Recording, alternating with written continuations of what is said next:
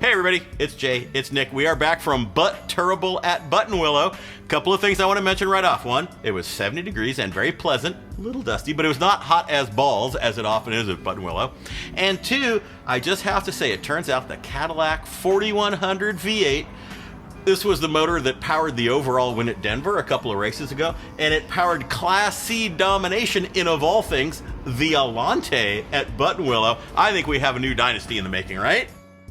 Well, yes. One of the drivers on the Class C winning Alante was Anton Lovett, who was celebrating his milestone 100th Lemons race. Sorry, Anton. Well, he had taken advantage of our little known promotion, the do 99 races, get one free. Right. So the Alante entry was actually free, and they won their class, which means they won money. That's how you succeed at racing. But Turrible, Chris Overzet, and Pit Crew Revenge, they brought a new car. This is a Subaru Impreza RS. Should dominate, right? Well, this one was not really in condition to dominate. They did have a great vaping theme because that's all Subaru Impreza RSs now. However, the thing developed a rod knock almost immediately. That's okay. They found another engine in Los Angeles. They went and they bought that used engine, put it in the back of a Toyota Camry, drove it back, installed it in the car. Guess what? Also had a rod knock. Yeah, they kept running. They had to change some head gaskets, fix some leaks, JB weld some holes in the engine, but they did finish. They didn't dominate. Good enough. But Turrible was... Now, we have seen this play out before in Lemons. It is a TV show on called... And we aren't actually legally allowed to tell you what this show is because of the NDA and the embargo and the fact that the show might not actually exist. In any case, these guys were central casting TV, so to speak, which means they have all kinds of special needs, they cause us problems, their car sets, etc., etc. And as we always do when there is a TV show that shows up at Lemons, we create a bingo card that has things like registration hand-holding, gate issues, special track access, blew up their car, special needs for social media, missing a tech form, showing up at a bad time, creating a giant line, etc., etc., etc. They had bingo twice before the green flag on Saturday. They had bingo this way, they had bingo this way. I pointed out, I was listening to some of these conversations, you know, secondhand. I think they had bingo before the race. I mean, they had bingo like 3 weeks ago. Once they finally reached the track, their transmission exploded immediately, and they went home after like 2 hours on Saturday. They got beat by the Ford Ranchero, which of course is run by Tim O'Dell and some other guys from Hooniverse. That team is the undefeated champion of Class F, which is for automotive journalists. Yeah. The Ranchero also defeated Top Gear USA. Anyway, the whole TV experience was just but terrible. Totally opposite direction, hella sweet, the return of the Porcubimmer. Yeah, this is Hollywood done right. One of the greatest builds of all time. They've been off doing other stuff for the last 4 years. They decided, hey, it's time to trot out the old Porcubimmer, which has been redone as the Homer from The Simpsons, which has done burnouts in the front parking lot of the Simpsons writing building, and has been signed by Matt Groening. All great stuff. They brought it out. They ran almost the entire weekend of that thing. Love it.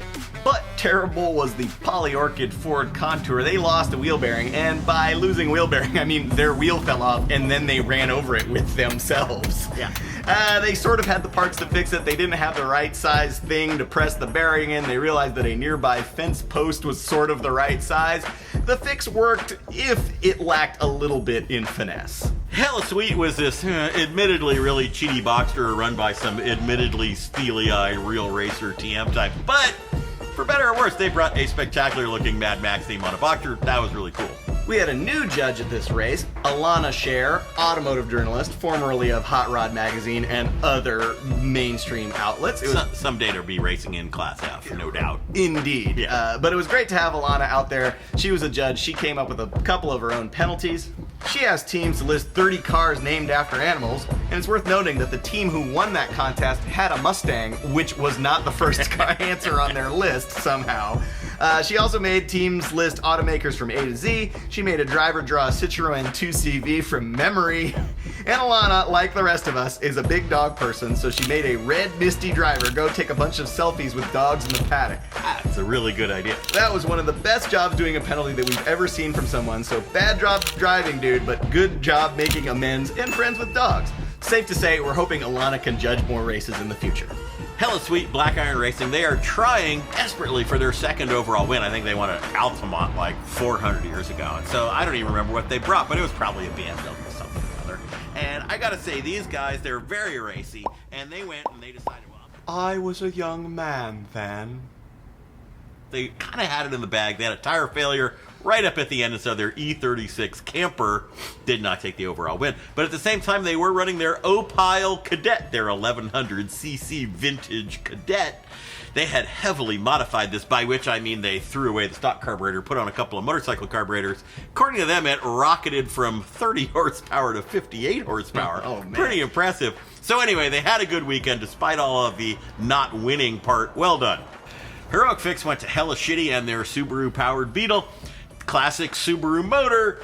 Horrible head problems. The thing basically fell off. They stripped out the studs, tried to put on a new head. They don't have a helicoil. They didn't really want to do it right. What did they do? Well, they put the head back on with JB weld and a giant L clamp, and then they drove another 6 hours. They said, well, we kind of drove on the temp gauge, and they finished the race that way. I Got Screwed went to Uber Vogel Racing, and this is another car that goes all the way back to Altamont. Yeah. They were back here. They finished second in Class B, which was a spectacular result for them. They've never won a Lemons trophy of any kind, and they would have and should have won Class B, except that Judge Eric mistakenly put the previous race's Class B winner back into Class B. Normally, they would have been upgraded to Class A following a win. Eric forgot to do that. The Class B winner from last race won Class B this race, which put the Hans Am, which is what they call their Mercedes, back into second place. They got screwed. But they did get a trophy. The special trophy at this race was the I Crashed Dad's Mercedes trophy, and this went to Shortbus Racing. These are a bunch of desert racers. They wanted a two-car team. They literally bought the first two $500 cars that they could find. That turns out not to be, two of the same cars so that you can have spare parts. No, it was a C280 Mercedes and a Jeep Grand Cherokee, I think it was. Yeah. And then they built and ran both of those.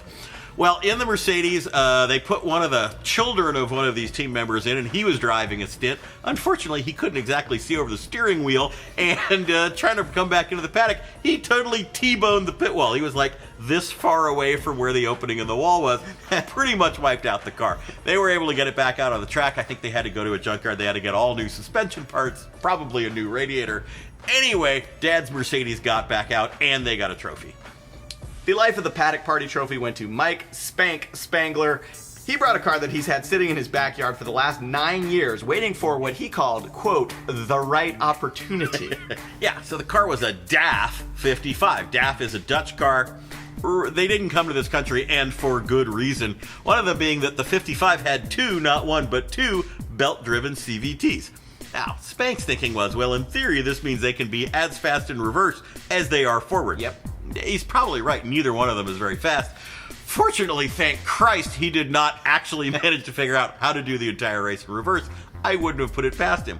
What did happen is that the CVTs almost immediately packed their clutches up. Now, that was okay because somewhere in the Netherlands, there's a guy who will mail you new clutch packs for a DAF 55. Well, guess what? In the Netherlands, they don't really have much of this concept of, oh yeah, I'm starting a race tomorrow, send it to me rush. So it was like on a tramp steamer that went through Dutch Guiana. Needless to say, Spank had to figure out how to make 5 clutch packs work in a solution that's supposed to have 8. Car never exactly ran right. Everything else in the drivetrain failed. The thing felt like a death trap, according to Spank. I'm pretty sure it would have felt like a death trap fresh off the factory floor. Fortunately, it wasn't for naught, because all of this was merely leading up to the Saturday night potluck. Spank was the host of that, and his theme was turn the entire paddock into an Amsterdam red light district. I will say that sounds better than it actually is once you understand who are the people in a Lemons paddock. Judge's choice went to a rookie team called Shixus and their SC300 Lexus with a 2JZ engine in it. 2JZ, Yeah, that's what it had, I guess. So they themed it up with a giant pigeon on the roof and paint-splattered bird crap all over it, and they racked up a huge number of black flags on Saturday, and Judge Eric gave them a new penalty, which I think we're going to be seeing a lot more of, which is the sexy misuse of tools penalty. And like many Judge's Choice winners, they completely reformed their ways and ran cleanly on Sunday. Well done. Organizer's choice went to a rookie team called Butts Matter. They brought a Chevy Cobalt. Now, they are all techs in a GM service department, and you would think that would mean they would have a 5-speed Cobalt SS super cheaty. No. They brought an automatic base model Cobalt that some customer had abandoned in their dealership. To be fair, that's virtually all Cobalts get abandoned in the dealership. But they brought it, they kept it running, they had a little bit of trouble.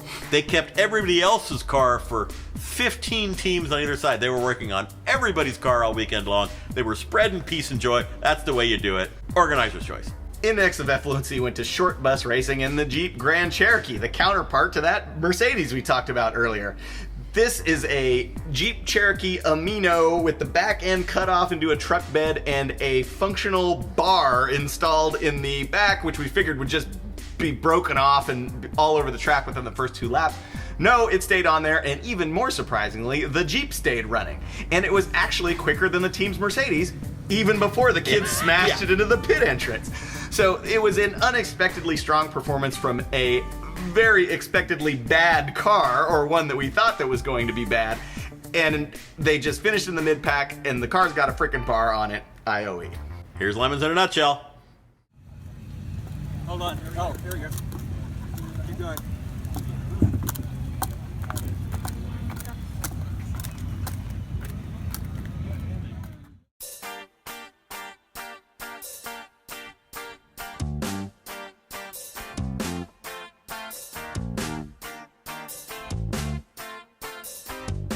We're here to bring the butt back to Buttonwillow. What? We're here to bring the butt back to Buttonwillow. It's the red flag district. There's nothing to say we're in the Central Valley. We all know it's legal. No Spank Light District. We all know it's legal. Closing